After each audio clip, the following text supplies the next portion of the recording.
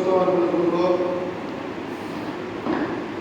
جب بہار کی بات آتی ہے تو دل میں جو امن پیدا ہوتا ہے کہ محبت عشق میں جب دندہ ڈوبتا ہے تو اللہ کی نعمت ہوتی ہے۔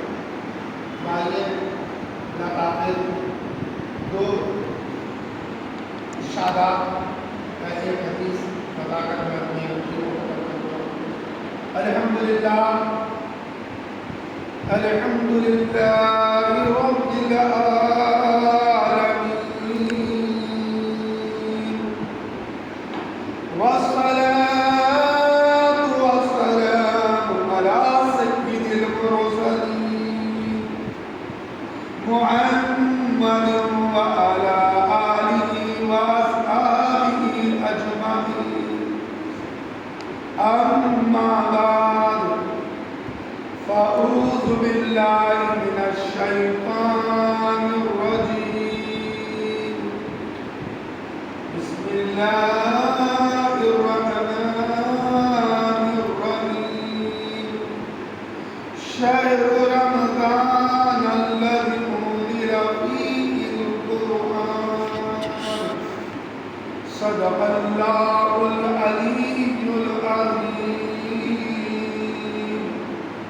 عزیزان ملت اسلامیہ، شمع نبوت کے پروانہ، غوث اور خواجہ کے دیوانہ، آؤ کچھ کہنے سے قبل یا کچھ سننے سے قبل حسب روایت کے مطابق ہم غریبوں کے آقا، عرب کے عجم، دونوں ہاتھوں سے بھیگ دینے والے شافی روز شمار مدنی مصطفیٰ سرکار دو عالم صلی اللہ تعالی علیہ وآلہ وسلم پر درود شریف کا نذرانہ پیش کریں۔ اللہم صلی علی سیدنا شفیعنا حبیبنا نبینا و مولانا محمد وبارک وسلم۔ محترم حضرات، درود اس لیے پڑھایا جاتا ہے، درود محفل کی جان ہے، درود قبول ذکر کی علامت ہے، درود بندوں کو ایک ایسی نعمت دیتا ہے۔ عزیزان ملت اسلامیہ، میں ابھی ان کو بتاتے ہوئے آگے بڑھوں۔ میرے دوستوں اور بزرگوں، شہد کے مکھیوں کو دیکھیں آپ، شہد کے مکھی طرح طرح کے پھولوں پر بیٹھ کر اس کا رس چوستے نہیں چوستے؟ غور کرو، شہد کی مکھی جب بھی کسی پھول کے درخت کو بیٹھتی ہے اس کا رس چوستی ہے۔ تو روایتوں میں آیا ہے، شہد کے مکھیوں سے پوچھا گیا، اے شہد کے مکھیوں، تم تو جب درختوں پر بیٹھتے ہیں اس کا رس چوستے ہیں تو وہ تو رس پھیکا ہوتا ہے، پھر شہد کیسا میٹھا ہوتا؟ بھائی شہد کیسا میٹھا ہوتا؟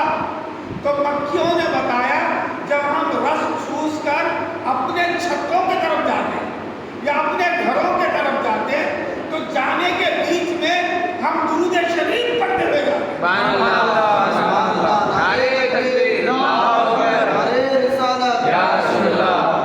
ہم درود پڑھتے ہوئے جاتے، جیسے ہی درود پڑھتے پھیکے رس میں اللہ تبارک و تعالیٰ مٹھاس ڈالتے۔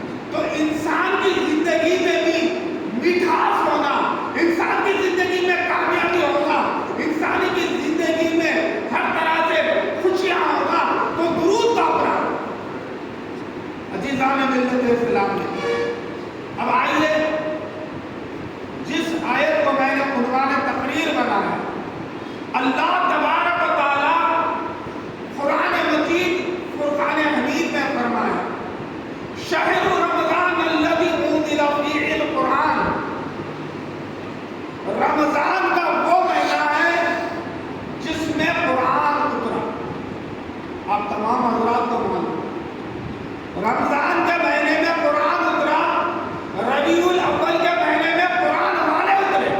اس میں قرآن آیا تو اس میں قرآن والے آئے.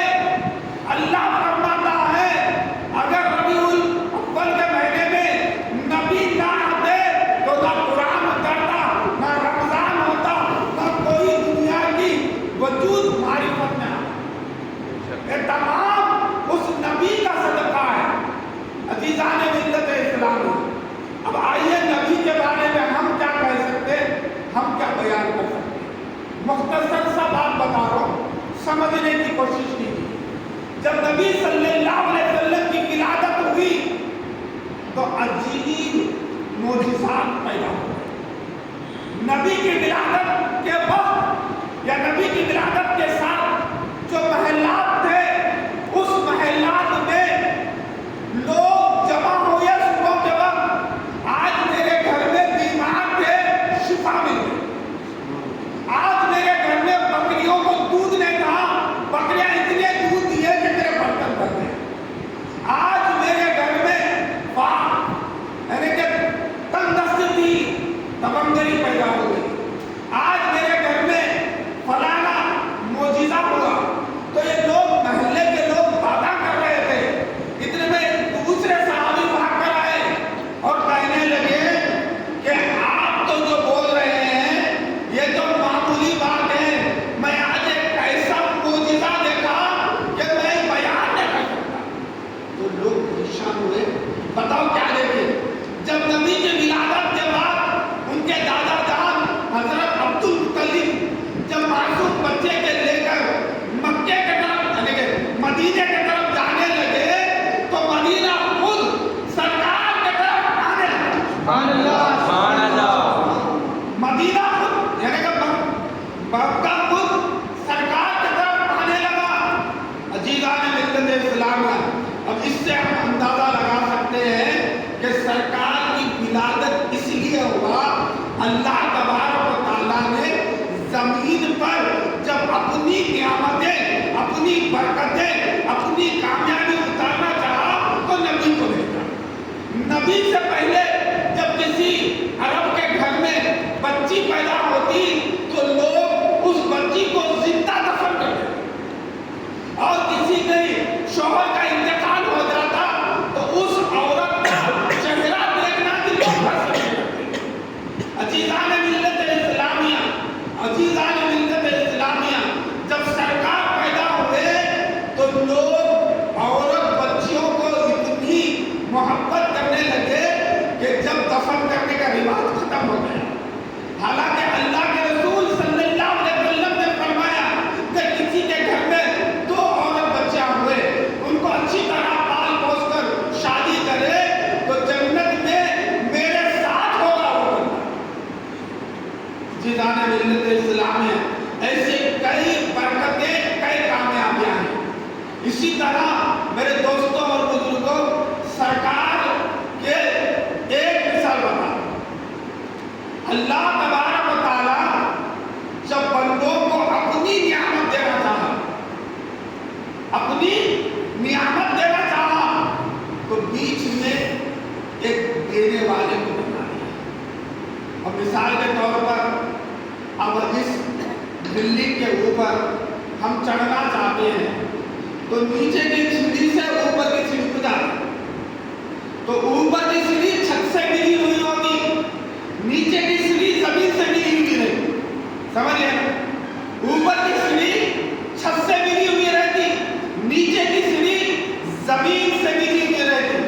جو ادھر سے دیکھا اللہ سے لینے والا نور ہونا چاہیے, جب بندوں کو دینے والا بندے کے جیسا دکھنا چاہیے. تو میرے دوستوں اور بزرگوں, جس نے اللہ کے طرف سے دیکھا وہ محمد کو نور کہا, جس نے بندوں کے طرف سے دیکھا وہ محمد کو بندہ کہنے لگا. اس میں اپنی اپنی نگاہوں کا قصور ہے, اپنی اپنی نگاہوں کا قصور ہے. تو عزیزان ملت اسلامیہ, اللہ تبارک و تعالیٰ نے نبی کے ذریعے ہی جو کچھ دنیا میں دیا, نبی کے ذریعے. میرے دوستوں اور بزرگوں, اب ایک چھوٹا سا واقعہ بتا رہا ہوں, اس کے بعد میں اپنی تقریر کو ختم کروں گا. 10 بجے تک کی چیز پروگرام. دیکھو میرے دوستوں اور بزرگوں, حضرت مریم کا نام سنے, علیہ السلام جو بیت المقدس میں رہتے تھے، جب بیت المقدس میں تھے تو مریم کے گھر میں ایک فرشتہ اترا، تو مریم فرمانے لگی میری اجازت کے بغیر تم کیسا ہے؟ تو فرشتہ کہنے لگا میں جبرائیل ہوں، کسی کے گھر میں بغیر اجازت جا سکتا ہوں، اور اللہ کی طرف سے پیغام ہے کہ میرے دوستوں اور بزرگوں کہنے لگے اے مریم اللہ نے تمہیں ایک بیٹا دینا تھا۔ تو مریم علیہ السلام فرمائی میری تو شادی نہیں ہوئی، تو مجھے لڑکا کیسا پیدا؟ تو وہ کہنے لگی اللہ اپنے قدرت سے کچھ بھی عطا فرما۔ اللہ آدم نبی علیہ السلام کو بنا ماں باپ کے پیدا کیا، تو یہ باپ نے انہیں سے پیدا کرنے میں کون سی قدرت ہے؟ تو اللہ کا حکم مریم کو عطا کیے، جیسے ہی مریم حاملہ تھی تو اللہ کی آواز آئی کہ اے مریم تم بیت المقدس سے نکل، کیونکہ بیت المقدس عبادت کی جگہ ہے، ولادت کی جگہ نہیں، سمجھے؟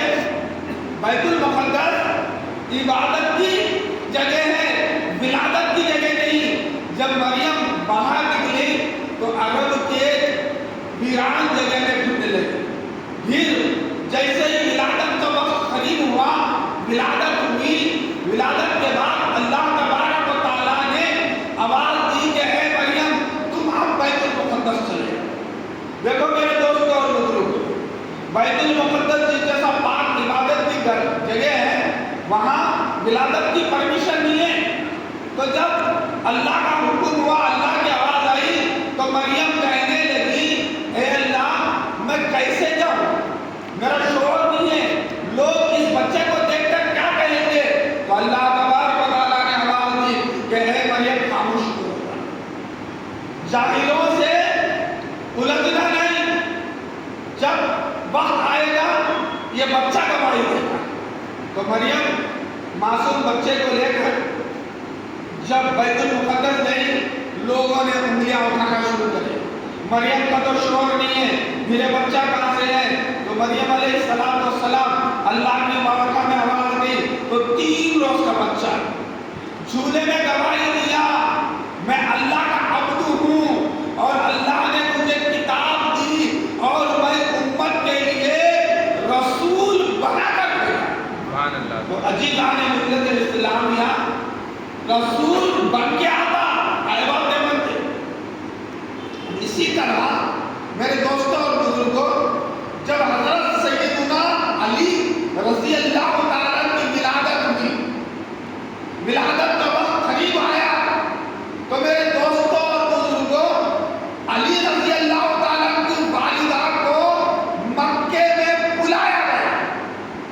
دیکھو وہ عبادت کی جگہ میں اللہ بلا رہا، یہاں سے باہر جا ہوگا۔